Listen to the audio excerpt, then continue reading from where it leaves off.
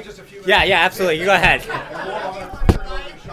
Whenever Whenever you're ready. Thank you to CNN viewers I'll sit down. around the world.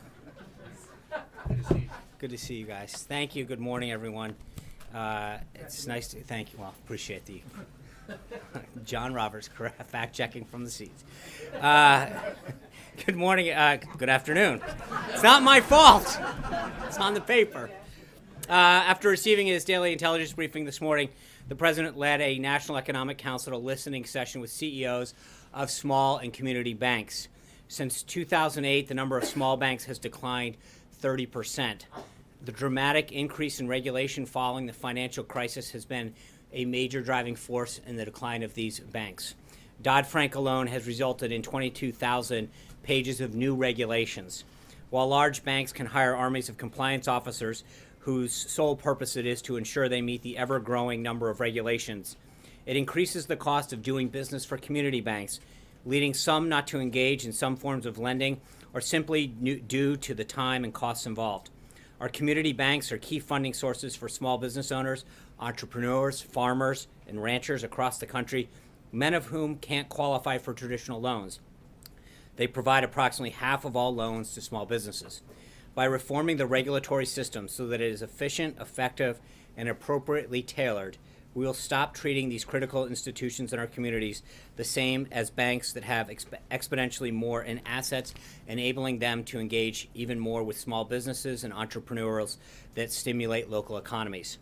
The banks participating in this listening sessions are members of the American Bankers Association and the Independent Community Bankers of America. A full participant list is available to those who are interested. Yesterday, I noted the continued signs of good news in our economy in terms of hiring, and their morning reports showed that consumer comfort has risen to the highest level in a decade.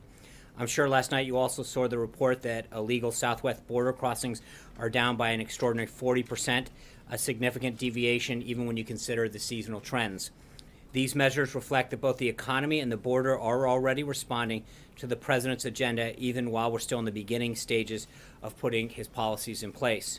The country and the world are clearly ready and waiting for the change that the president campaigned on and is already delivering. Right now, the president is holding a legislative affairs lunch with OMB Director Mulvaney and key members of Congress on his plans for the federal budget and repeal and replace that we've talked about. This is just the latest opportunity to continue the dialogue between the president and members on Capitol Hill on turning his ambitious agenda into action. The strong relationship between president and congressional leaders will be key as the budget process moves along. As Director Mulvaney has been saying, our budget blueprint will be released in mid-March, and the president is working collaboratively with both his cabinet and Congress to create a budget that keeps the president's promises to secure the country and make the most efficient use of taxpayer money. In attendance at the meeting from Capitol Hill are Senator Crapo, the chairman of the Senate Banking Committee, Chairman Cochran, the Senate chairman of the Senate Appropriations Committee, Senator Mike Enzi, the chairman of the Senate Budget Committee, Senator Bob Corker of the Senate, the member of the Senate Budget Committee, Congresswoman Black, the chairman of the House Budget Committee, Congressman Thornberry, the chairman of the House Armed Services Committee, Congressman Jim Jordan of Ohio, Congressman Meadows of North Carolina, the chairman of the House Freedom Caucus, and Congressman Rokita of Indiana. Later this afternoon, the president will meet with former Secretary of Commerce Pete Peterson. Then the president has a meeting with Secretary of Homeland Security Kelly and the director of the CIA, Mike Pompeo. And finally, the president will make remarks to the Senate Youth Program around 4 o'clock today, a tradition that began with President Kennedy and has continued through every administration. The president's honored to be speaking to this distinguished group of young men and women who are interested in pursuing careers in public service. I also want to mention that right about now, the Vice President is giving the keynote remarks at the Latino Coalition's Policy Summit. His remarks focus on the particularly negative impact of Obamacare on small businesses, many of who've been unable to hire more workers or were forced to scale down their operation due to high taxes and burdensome requirements that were imposed by the law. The president is dedicated to improving health care system for every American, including small business owners who've especially have had to suffer through complying with thousands of pages of regulations and rules. That's exactly why he's working with Congress to enact the American Health Care Act, which he was glad to wake up this morning and see approved by the House Ways and Means Committee. Also today, the president was pleased to see his ambassador to Israel, David Friedman, voted out of committee. We had hoped to see Seema Verma, who would be confirmed as the administrator this week as the administrator of Health Centers for Medicare and Medicaid Services at the Department of Health and Human Services. Unfortunately, Senate Democrats continue to unnecessarily delay her confirmation. At this critical time, while we're talking about health care, it's ironic that they refuse to consider someone with such amazing expertise in this area. Seema Verma has worked for over 20 years in healthcare policy. She has redesigned Medicaid programs in several states, including Indiana, Iowa, Ohio, and Kentucky.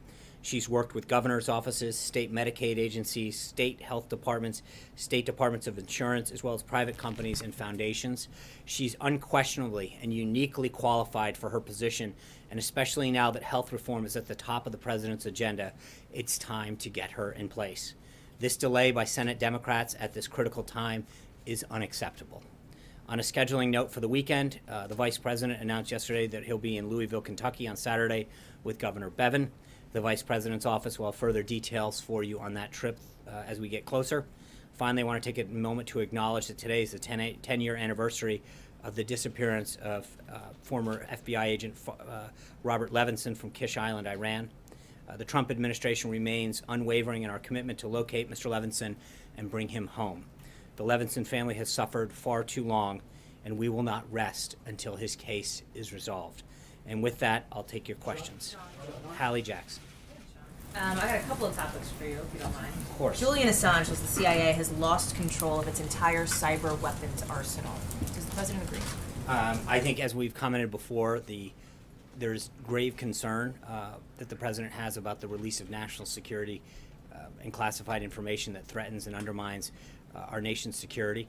Obviously, he believes that the systems at the CIA are outdated and need to be updated. We are not commenting on the current situation as is U.S. government policy, but I think the situation technology-wise at the CIA, the president's acknowledged, needs to be updated. The CIA put out a statement regarding the current situation. I would refer you to that. Two just follow-ups on that. Is he going to talk about that with Mike Pompeo today? He gets a daily briefing from the director, and I'm not privy to the contents of his discussion, but obviously issues of national security, including that, are probably something that gets discussed. And then some Republicans have said Julian Assange should be in prison. Does the president agree? I think the U.S. government had a position on Julian Assange's position in the past, and I don't see anything that's changed that. He has compromised in the past and undermined our national security, and I think I'll leave it up to the Department of Justice to further comment on their disposition of him. John. The second topic was on healthcare. Second Two topics. So, interview, not a press conference. You did this one. The president tweeted just a little bit ago that he believes that healthcare is coming along great. We've also been watching Paul Ryan deliver a pretty lengthy PowerPoint presentation, aimed at convincing Republicans to get on board this plan. Isn't that a sign that healthcare is not actually coming along great?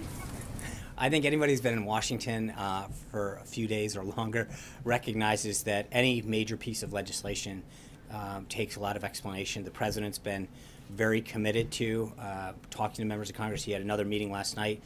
Something as complicated as this that deals with 1/5 of our economy, and it was a major takeover of our healthcare system, isn't a simple thing. It's a major, complicated piece of legislation that's got three prongs to it, and this is the first one, the reconciliation piece that starts to chip away at finally repealing Obamacare. When they passed Obamacare, they rushed it so quick, they gave the then Secretary of Health and Human Services great authority to enact certain aspects of it. That would be our phase two, is having Secretary Price go through the pieces of Obamacare that he has been given the authority to when they passed it, to help unwind a lot of the things they did. And then phase three is stuff that has to be done through other pieces of legislation that does stuff like allow people to sell insurance across state lines, that allows small businesses to pool. So there's a lot of facets to getting this pushed through. And I think that one of the things that we've been able to do quite effectively is talk to members, especially in the House, but the Vice President's been very active on both sides of the chambers, both chambers, to communicate how this is a comprehensive strategy in three prongs to repeal and replace it with something more effective.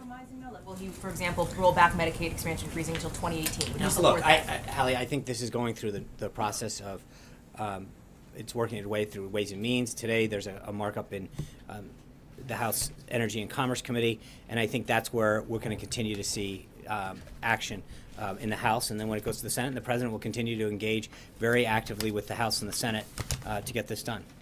Sean, what is? I didn't call Sean, plenty of time. thank you, Sean. was New hot. York City First Lady Chirlane McCray said in a statement that Donald Trump should keep his hands off women's bodies, women's health care, and Planned Parenthood, which has done just fine without President Trump's advice. I wanted to know what the response from the White House was on this. Well, I mean, with respect to Planned Parenthood specifically, the president's very clear that he's pro-life.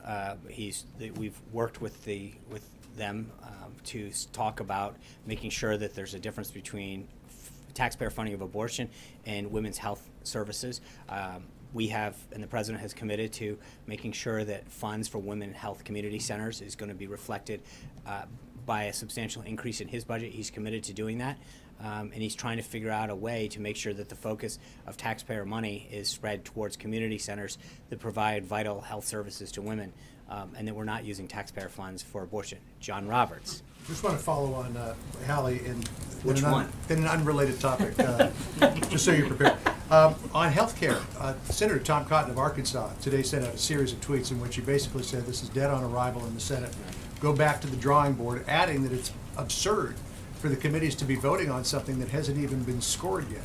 What does the president think of what Senator Cotton said today? Does he plan on having a conversation with him? Well, we're going to engage. He has talked to Senator Cotton. We'll continue to talk to any senator that has questions or concerns or ideas. It went through the Ways and Means Committee last night. I think they started at something like 10:15 yesterday morning. It is an 18-hour. I don't believe he's talked to Senator Cotton. He's meeting with members right now. As I just mentioned, he had dinner last night with Senator Cruz. He's continuing to work both sides of the aisle, both chambers. As I mentioned yesterday, I think you're going to see a very aggressive, a very robust push. We continue to have the team out talking to local media, local radio, op-eds placed, talking to local leaders. We believe that the more we talk about the comprehensive three-prong approach that we have to doing a lot of the things that conservatives have talked about, to bring back cost containment, to get people to be more patient-centered in the healthcare decisions they make, allow more choices, it's going to bring people on board. But the thing that's really interesting, John, about the current approach is that no matter where you are, especially on the conservative side, you cannot possibly believe that the current healthcare system is an effective program. It is a monstrosity. It is a government gone wrong. And I think I hear that, but he I doesn't understand believe that this is the way and to I fix think it. that we will continue to engage with him and other members of the House and Senate that have ideas. But it's going to continue to work its way through the process. As I mentioned, it went through the House Ways and Means Committee. It's currently going through the House Energy and Commerce Committee.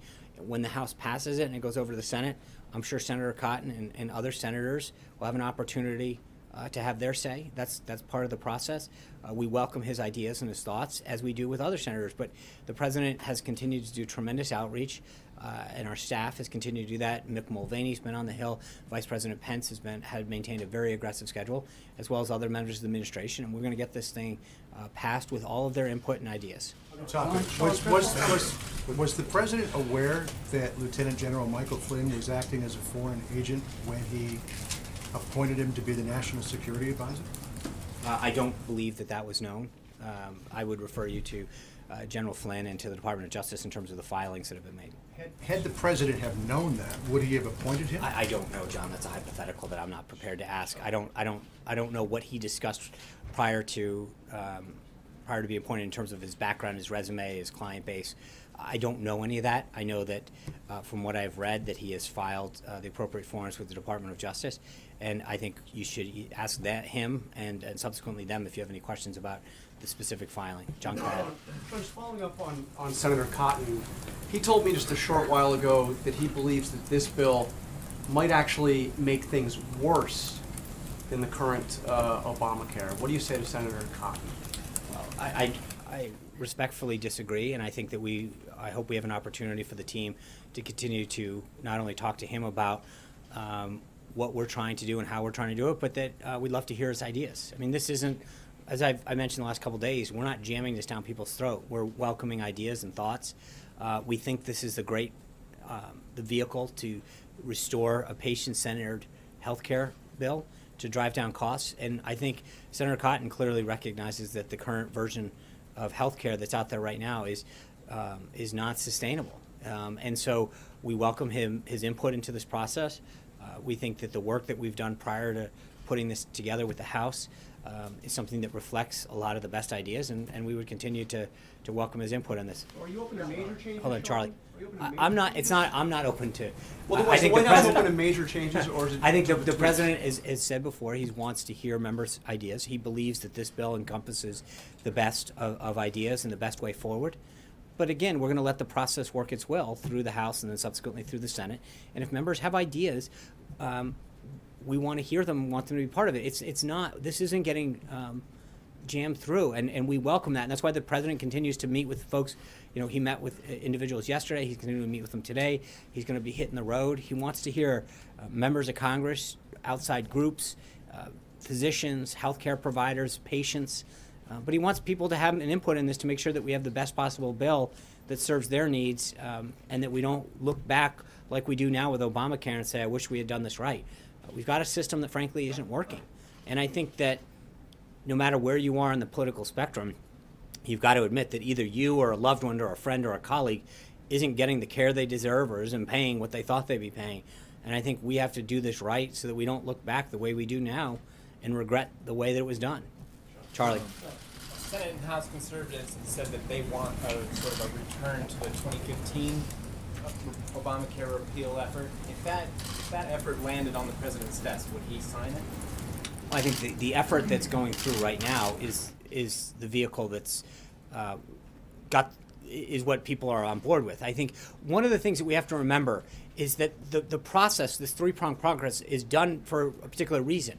The reconciliation process, which I know for most people, it sounds like a very arcane inside baseball congressional term, but it only allows for certain things to happen in that repeal process. And that's why we've been very clear, and I think Paul Ryan laid out, Dr. Price has laid it out, and Mick Mulvaney is laying it out when he goes up to the Hill, that there's a reason that we keep talking about it in three prongs. Because there's only so many things that you are legally allowed to do through the reconciliation process. When the Democrats jammed this through, they did it in a way that they did it basically in two steps. They jammed it through the reconciliation process, number one. And number two, they gave broad authority to the Secretary of Health and Human Services so at the time that she could unilaterally do certain things with health care and implement certain things that we now have to undo in the same way. What we've done that's different, though, is frankly at a third prong, which allows for additional legislative vehicles that will go through the House and then in the Senate that will allow some of the core conservative principles that we've talked about for, frankly, decades, about allowing more competition, allowing people to pool, allowing people to do things that we think will allow lower prices to come out of the process. And I think that's a big difference in how... So if a repeal lands on the president's desk, he would not He sign it? is going to land on his desk because we're going to go through this process. Repeal without replace.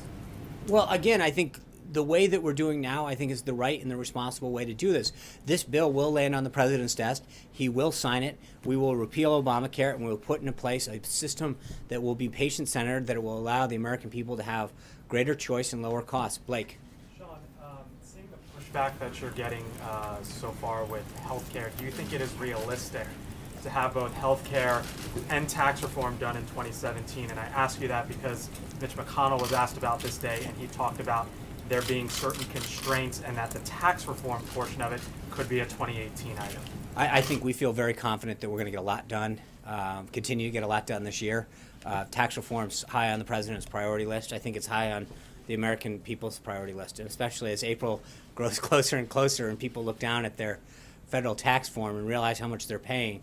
And we see companies pledging to come back, recognizing that these companies bought into the president's vision and agenda to make America more tax and regulatory friendly so that they would create jobs, manufacture more here. That's something that he's committed to. He understands how important it is. Look, the president's uniquely qualified as a businessman, a successful businessman, to understand what a good business climate does to job creation and to manufacturing. And I think his commitment isn't just a campaign promise, it's something that he has lived by for decades now, understanding that that's what spurs economic growth. That makes one place more attractive to invest in or to hire more people or to grow jobs. And so for him, this is deeply personal. And I think that you're going to see Secretary Mnuchin and others work on the contours of that in the next several weeks, but we intend to maintain to the schedule that he laid out. The August Yes. portion is still the timeline. That's right. Eamon? Thanks, John. On drug prices, Congressman Elijah Cummings was here yesterday. Yeah. He said that the president was enthusiastic about his bill to cut drug prices. Is the president enthusiastic about that? And if he is, how much pain should drug companies be prepared to take during this effort? Ironic that you're talking about drug companies and pain. But well, maybe there's a pill for that. But yeah, I think the president, as you know, one of the reasons that he reached out to Elijah Cummings initially is because they share that. And I think, frankly, yesterday came to a lot of other areas where I think that they can find common ground and work on issues.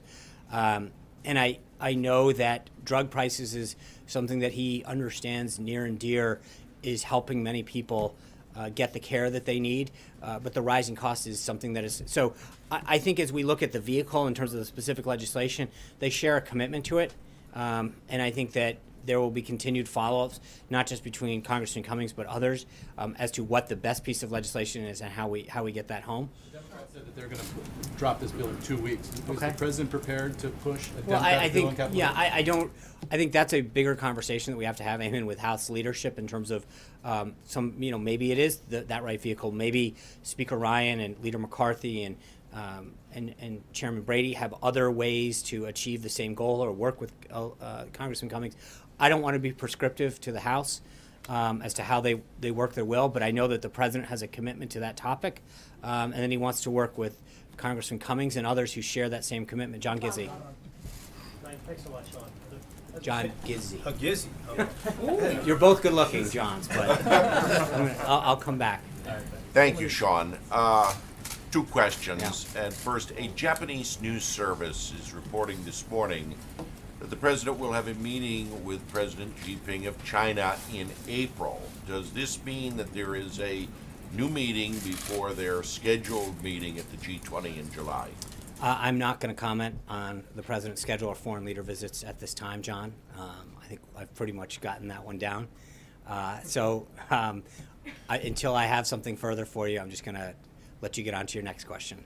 All right, thank you. Going back to the meeting and to your opening statement about the banks, in the last campaign, candidate Trump campaigned hard on restoring the Glass-Steagall Act, which would put a barrier between commercial and major investment banks. It, of course, was repealed in 1999, and the repeal signed by President Clinton. Senator Sanders campaigned on this as well, noted that it was in the Republican platform in Cleveland, and said in December he'd be happy to work with the Trump administration on restoring Glass-Steagall. Is there any plans for the president to meet with Senator Sanders, and is repeal of Glass-Steagall on his agenda? There's no current schedule to meet with him. I'm sure that, as he has done with several other members of Congress from both sides of the aisle, that at some point that will be scheduled. We don't have anything on the books for now, but look, he's shown, and I think yesterday was another example, today another example of his willingness to reach across the aisle, his willingness to look into both chambers and and not just business, but labor unions and other industries where we can find common ground. And I think if Senator Sanders and others want to work with the White House on areas of ways that we can improve the financial industry, we're going to do that. So, Still committed to restoring Glass-Steagall?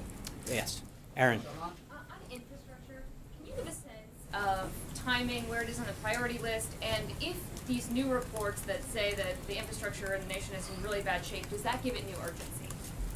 I think the president mentioned it in the joint address. I think we're looking at a public-private partnership as a funding mechanism. There's a lot of work being done behind the scenes, and I don't want to put a timeline on that. Obviously, as I just mentioned to Blake, we're currently dealing with the repeal and replace of health care. I think we need to move on to tax reform, but that is definitely somewhere that is we're trying to figure out how to move that vehicle. There'll be further discussion of that as we get closer to the budget as far as where that fits in to the piece. John Decker. Thanks a lot, Sean. The president had this meeting last evening here at the White House with some conservative groups. Yeah. Out of that meeting, can you tell us whether the president was successful in twisting arms, getting these conservative groups to back this particular health care bill? And just separately, I see on the president's campaign website that there is an event, a campaign-style rally planned in Nashville, Tennessee for next week. Can you confirm that, and why did you choose Nashville, Tennessee? There's a Democratic congressman that represents Nashville. It's Jim Cooper. Are you hoping to get some Democrats behind this bill? So on the first part of that, you saw a lot of the statements that came out last night from some of the various groups. They were very encouraging. Their guiding principle is we want to get to yes. I think one of the things that's really interesting, and I addressed it earlier, is that there's a lot of members, a lot of interested parties, a lot of groups that haven't fully heard the three-prong approach. And I think Speaker Ryan did a phenomenal job today of really laying this out. Dr. Price has done a good job. That people need to understand the totality and the comprehensive nature of this, that there are three pieces of it. And I think what happens sometimes is that the reconciliation piece of this gets lost as defining the totality of it. And people need to understand the two other pieces that achieve many goals that healthcare advocates and conservatives have fought for a long time, that allow greater competition, that allow small businesses to pool those resources together. But there's a lot of things that occur in phase 2 and phase 3 that help bring down cost and create greater choice. It's amazing when you listen to some of these meetings how often people say, I didn't realize that, and I didn't understand the full scope and totality of what the plan was. It's very encouraging, and then I think they, without getting into details, I think in a lot of cases they've shared some ideas with the president that we might be able to find some common ground on. So we'll take it one step at a time. Go ahead. And then on the campaign-style rally. I would refer that question to the campaign. I think the president's going to be traveling next week. And then, but there will be the details of that are listed on the campaign site. There is going to be, I think, additional travel announced for next week on the official side. And as we get closer to either the end of this week or the beginning of next week, I'll try to have more for you. Katie. The president promised to immediately terminate DACA when he got in office. Right. It's been nearly 7 weeks tomorrow, and he still hasn't done it. Can you definitively say if he's going to get rid of DACA? And if not, is he giving them legal status? And what's the plan for Dreamers? I think, Caitlin, we've talked about the status of that and how many steps we have to go through on immigration in the past. I think we've made significant headway in achieving the president's priorities of starting the wall, driving down illegal immigration. The numbers that came out last night show that even when seasonally adjusted, we see a 40% dip in the people crossing our southern border. That's a very promising sign. That being said, the executive order, the second one, there was a lot of effort put into making sure that was rolled out effectively and achieved the goal of protecting the country that the president sought out to do initially. So we're continuing to take steps on immigration, both legal and illegal immigration, and as I've mentioned in the past, we'll have more as we go forward. He does still plan to get rid of DACA. I think the president's been very clear about how he plans to address immigration as a whole, both legal and illegal. Katie. Sean, the president's been meeting with conservative groups, but there's also opposition on the left. Does he plan to? He brought bipartisanship to Washington finally. Does the president plan to meet with groups like the AMA and AARP, which supported Obamacare but are not supporting this bill? I don't. It'd be ill-advised for me to start saying who he's going to, but I think that what we've shown over the last couple of weeks is the president's willingness to meet with individuals, senators, groups. So I don't want to rule in who's going to meet or out, but I think that I've said before with respect to members, and I'd say it again with respect to groups, that I think if people have ideas that will help provide a more patient-centric healthcare system that drives down costs, the president and the team here will be willing to meet with them. So I don't want to be prescriptive in terms of telling them who they have to meet with. Their day is pretty busy right now with the Hill, but I will get back to you on some of the other groups that they're going to meet with, and we'll go from there. Brian. Two quick questions. One, this morning at the National Press Club, a local business in D.C. filed a Superior Court of suit against the president and regarding Trump Hotel. And I don't expect you to speak to that issue specifically, but Their feeling was that as much as this administration has supported small business, couldn't he divest himself from this and support small business in the district? First question. I'm really not sure how would he, in terms of what? Well, there's 25 small businesses, restaurants in the area, and they're saying that the Trump Hotel is taking all that business away from them, and couldn't he walk away from it and help out the small business in the district? As far as the president's, obviously the president has made very clear in that December press conference at Trump Tower, he doesn't have conflicts, and he's done everything in accordance with the guidance that he was given and gone well beyond what he ever needed to do. But obviously, you can't. Your name's on certain things, and that's a very big difference in terms of some of the properties that he owns. But he understands the importance of small business. That's why we were meeting with community banks this morning to talk about the lending that they need, whether it's small business, entrepreneurs, farmers, ranchers throughout the country. He understands the role of small business in our economy. And how many jobs they provide, and I think he's been a champion of it. April. Second question was, in his speech before Congress last week, he said it's not too much to dream that at some point in time, and I'm paraphrasing, RP could be on foreign soil, I'm guessing other planets. With the NASA budget being released yesterday, I believe, is there a major initiative by this administration for space exploration, or is that we're just talking dreams? Yeah, I'm going to let Director Mulvaney get into the details of the budget next week, or whenever that. I'm trying to remember the calendar here. But when the director comes out, he'll talk about the specific funding levels. As you know, we're in the middle of this we call pass-back provision, where we've sent them some top-line numbers. They're sending us back their recommendations and their observations and edits and questions with respect to their budget. So we're going to take this one step at a time. I mean, when he said... No, he's obviously, he's very keen on America's role in space, and I don't want to get into specific budget priorities or numbers until we're ready to release them. So, John, I'm sorry, April. Remember that. It's very important. I know, I saw the hands Yes. right away. So Sean, just really fast, following up on John, we're seeing the campaign information for next week in Nashville. You said something about talking to the campaign. Who's the campaign? I'll try to help get you a name, but there is a campaign infrastructure still in place.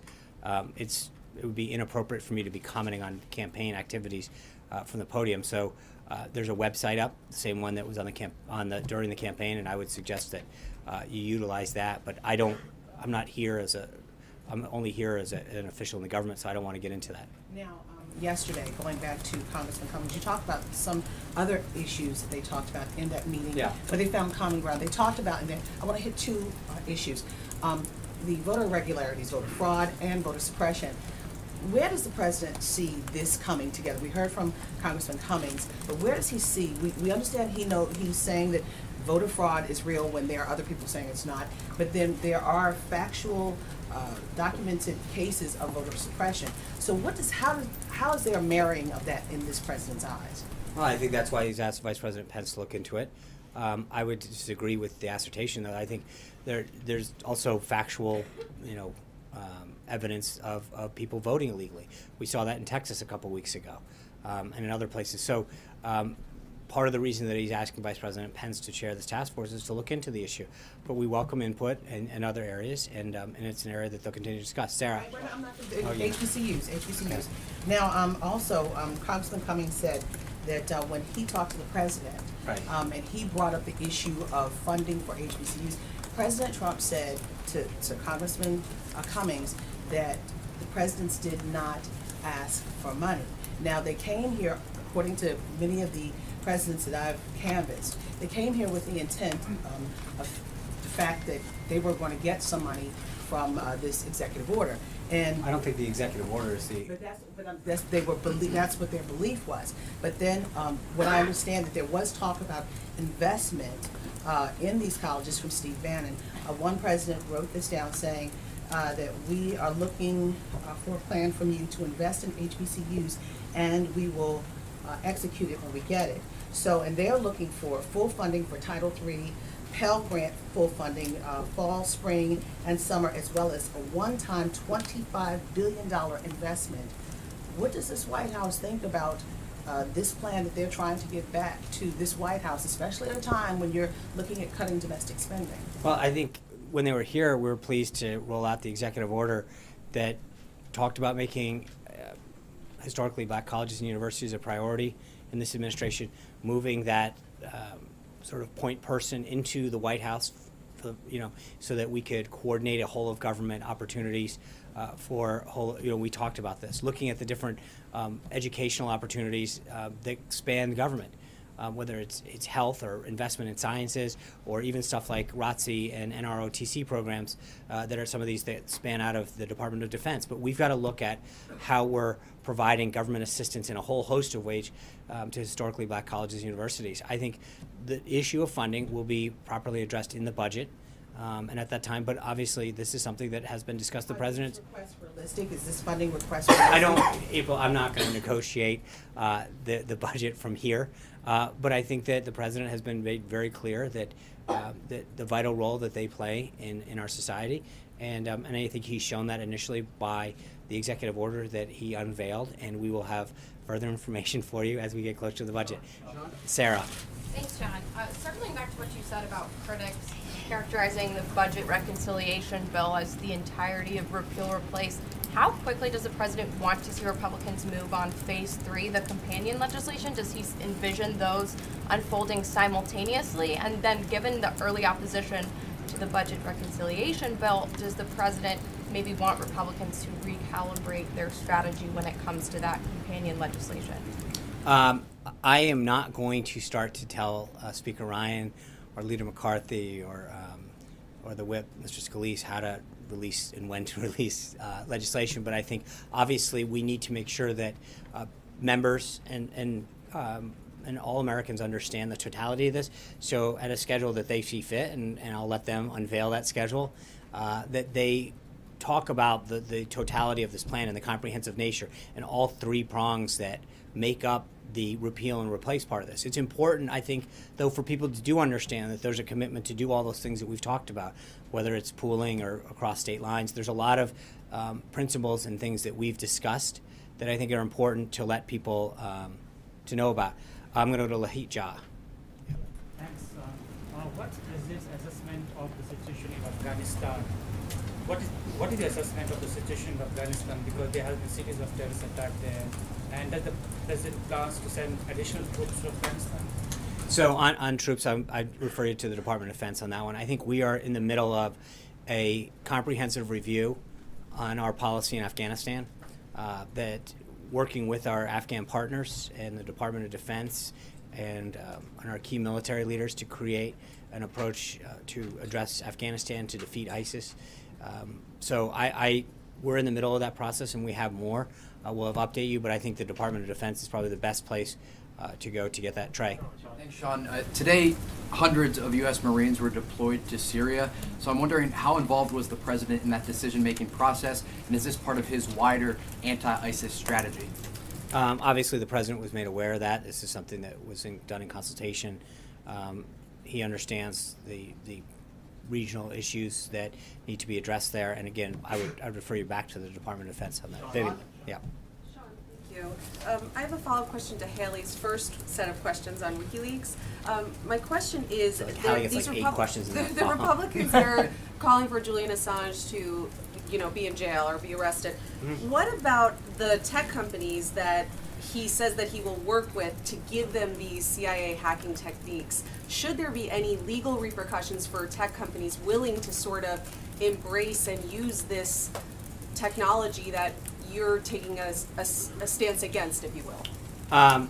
So number one, I'll go back to the statement that we don't comment on validating or authenticating allegations of this sort as a U.S. government in terms of U.S. government policy. I will say that the president obviously feels deeply concerned about anybody, an individual, anybody that seeks to undermine the national security of our country.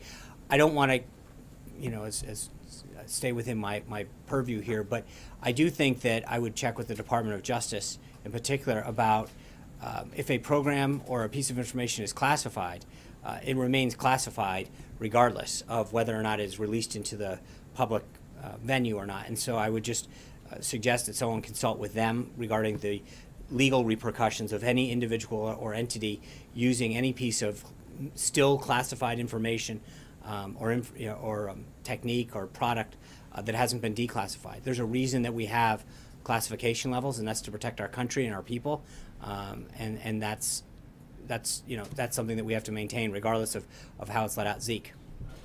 Two questions for you. One, back to General Flynn. How concerning is it to the President and to the White House that a registered foreign agent was selected to become was the National Security Advisor for a brief period of time? Look, I think this is what he did for a living. I mean, he talked to, and as the President said in the press conference, talking to individuals that are within the realm of the duties you're going to perform is part of your job. I understand that, but he was being compensated. He wasn't being compensated as part of the transition, as far as I'm aware.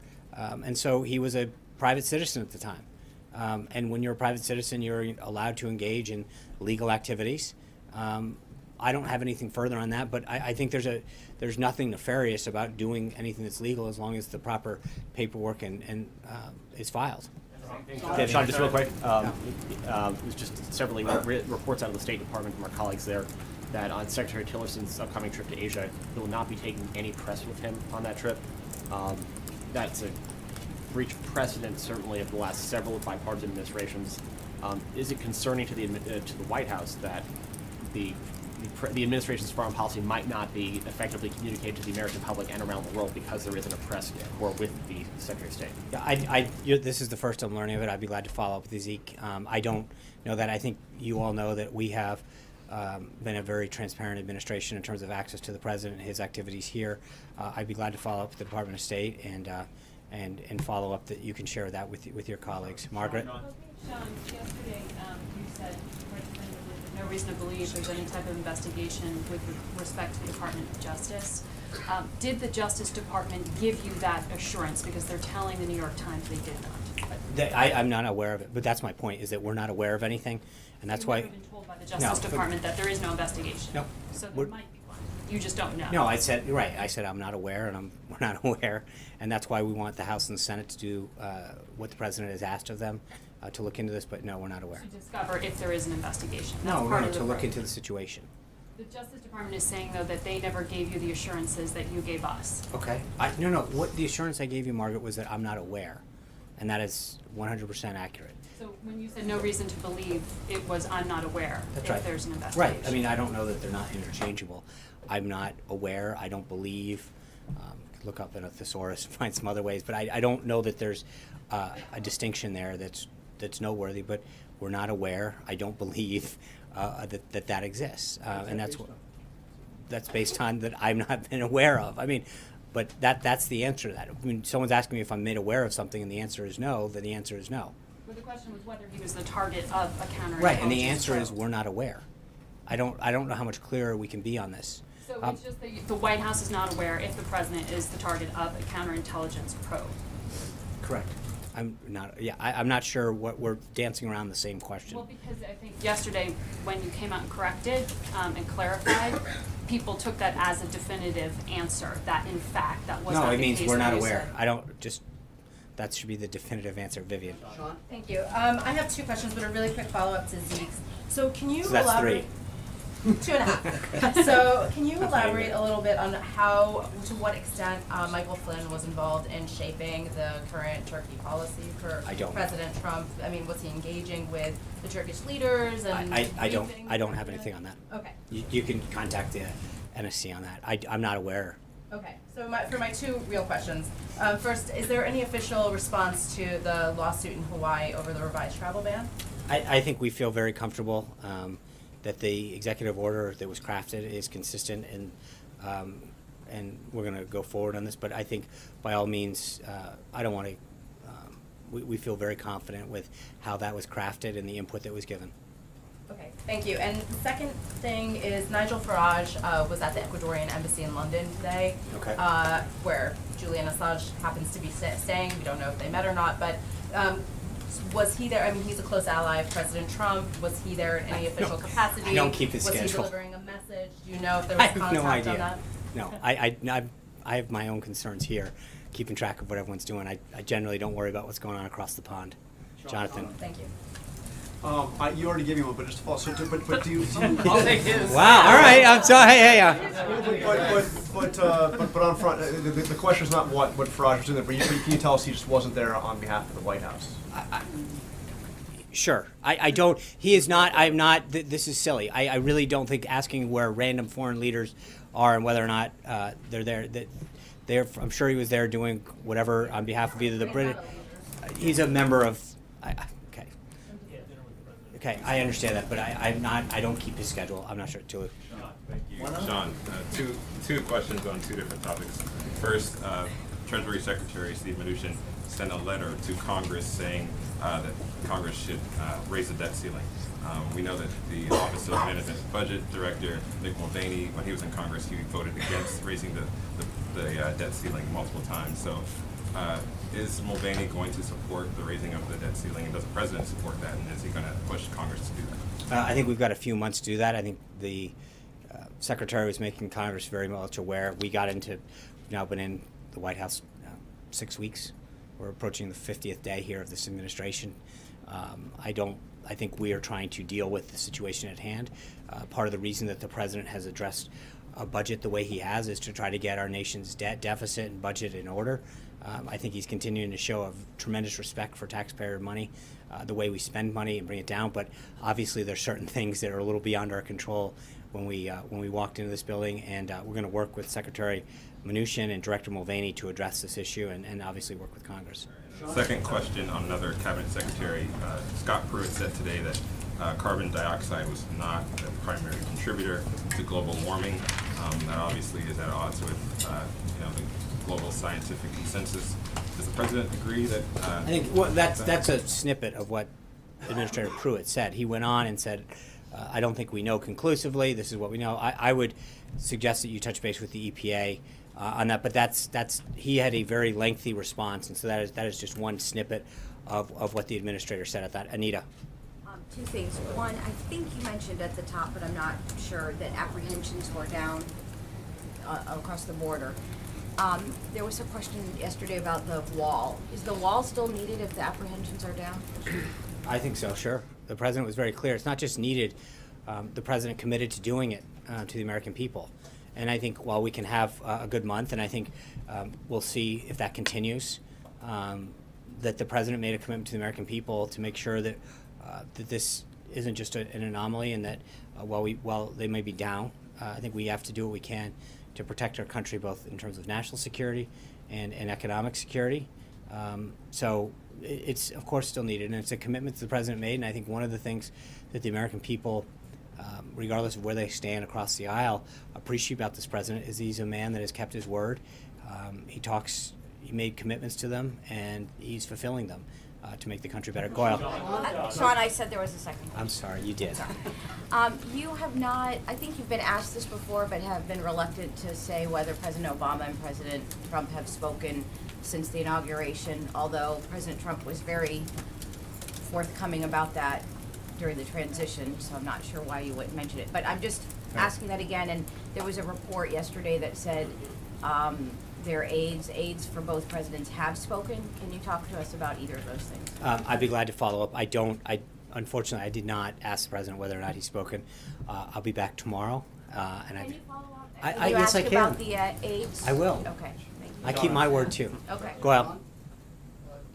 Okay, well, go ahead. Stealing one all the way to the back. I'm gonna go. Actually, it was me. Lost your shot. Look at that. Can you tell us about the policy now on Guantanamo, how it might have changed, where things are with that? Where what, please? On Guantanamo. Yeah. On whether the Guantanamo will be expanded, whether detainees will be brought to Guantanamo, whether they'll be transferred out, just where things are. I don't have anything to announce with respect to its expansion or its expansion use. But I think the President has commented on the importance of Guantanamo in the past, and the need to maintain that the people who are there are not people who seek to do anyone good. They're there for a reason. and he has no plans to close it, if that's what you're asking. As far as the future use goes, in terms of expansion, I don't have anything to comment on this time. All the way back, yeah. You got it, Goyle. All right. No, Goyle. You keep trying to steal his question. Thank you, Sean. Two questions, please. One is that as far as the attacks on the Indian American communities across the nation, they are not new. It happened in the past also, but Indian American community recently have been having candle visions and prayers and all kind of those things, and also Indian ambassador met with the State Department officials and also with President Trump recently. So any presidential message for the Indian American community, how to stop these attacks against them? I think with respect to, are you talking about the event in Kansas City specifically? Another one also. Yeah, I think the president, whether it's the event that happened in Kansas City, other events, the attacks on Jewish community centers that continue to plague us. We saw another report this morning of some unfortunate activity. I think we've got to continue to call it out. We've got to continue to root it out. We've got to continue to engage law enforcement, whatever is the applicable level of law enforcement, depending on the event. But it's something that I think all Americans should be outraged and disgusted by and stand up for the principles that unite us. And that's what the president spoke so eloquently about during his joint address, and made it very clear that while certain policies may divide us as individuals, there are certain principles that can unite us. John Frederick. And second, sir, my question, please, I'm sorry. As far as the U.S.-India relations are concerned, they have been great in the past, and now we have two businessmen in India. Prime Minister Modi is also a businessman. Here we have President Trump, of course, a great, successful businessman. So recently, high official visits have been going on from India to the U.S., meeting Trump and President Trump administrations or officials, including Foreign Secretary and Commerce Secretary and among others, and also from the Energy Department from India. So where do we go? What is the future of under President Trump administration, U.S.-India relations, economically, trade, and bilateral, among others? Thank you. I think we has talked about during the campaign and the transition, establishing a deeper relationship with Prime Minister Modi and U.S.-India businesses. And I think as we move forward in terms of our foreign policy, we'll have further updates on that. But he, as you know very well, he spoke very clearly and frequently about the relationship that we have and hope to continue to grow with India. John Frederick. Sean, thank you. During the campaign, President Trump was not shy about his desire to get the United States out of these Middle Eastern wars. Yet, as a question earlier, we just sent 250 Marines into Syria. Is President Trump committed to going to Congress to receiving authorization for an AUMF or a declaration of war if we continue to deploy United States troops overseas? Well, John, I think there's a big difference between an authorization of war than sending a few hundred advisors, and I think most in Congress would probably agree with that as well. I think that's a big difference between a hostile action and going in to address some certain concerns, whether it's certain countries in the Middle East or elsewhere. I would refer you to the Department of Defense on that one. I think the actions that he has done and taken with the advice that his generals have given him as admirals as well, is something that we will continue to work on. Yeah. Two questions. One, first off, kind of clarifying the difference between the campaign stop and also the healthcare rollout. So Nashville will be kind of the campaign stop. How will the White House kind of pick and choose how that goes, whether it's going to be a presidential visit trying to sell the healthcare rollout or one for the campaign? And then a second question, sir. Well, I mean, I think the campaign will make decisions with respect to how they want to spend their money and where they want to go. And the official part, the White House, will do the same. But I think that's something that every president back as far as modern history has done as well. The president will be visiting several cities over the next coming weeks to engage the American people on the need to repeal and replace and other steps that he's taking to deliver on the promises that he's made as Commander-in-Chief. Second question, I know Senator Cruz was here for dinner last night. Can you characterize the relationship between the two men? 2018 will be here before you know it. Do you anticipate the president will be there to support him in that effort? I think we got a few battles to get through legislatively, but I know that he enjoyed welcoming Senator and Mrs. Cruz and their 2 daughters last night to the White House. They had a very enjoyable time and a very fruitful discussion. But it's something that he is going to continue to do with members of both parties, both chambers, and not just here in Washington. I think you're going to see him continue to engage with governors and attorneys general and lieutenant governors. The president truly enjoys this level of engagement. He likes to sit down and talk about ideas, talk about the future of this country and get their input and ideas. And I think they talked a little business and a lot of personal last night, and it was a very enjoyable thing. With that, thank you guys. Have a great day. I look forward to seeing you tomorrow. I think tomorrow's going to be One Question Friday. Thank you all. Has the President spoken to the FBI director about the wiretapping thing?